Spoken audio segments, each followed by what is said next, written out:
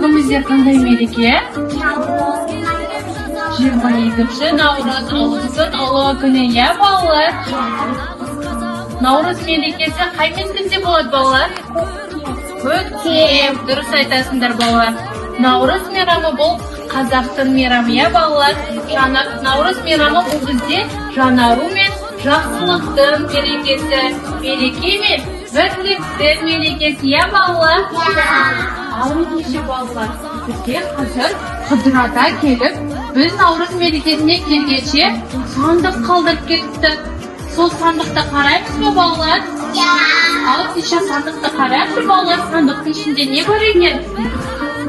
Ішінде бізде орамал бар екен балалар. Бұл сандықты бізге Қыдыр ата наурыз мерекесіне бізге сыйлық етіп кетті. Ал тастамақ деп аталады. Барлығымызға шеңбермен отырамыз, иә балалар?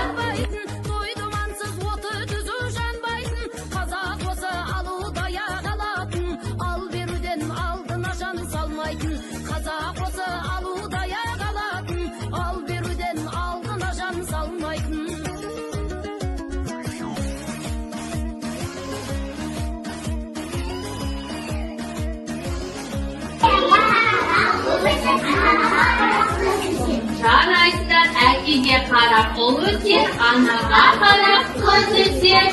Келесі мақалымыз не көтер?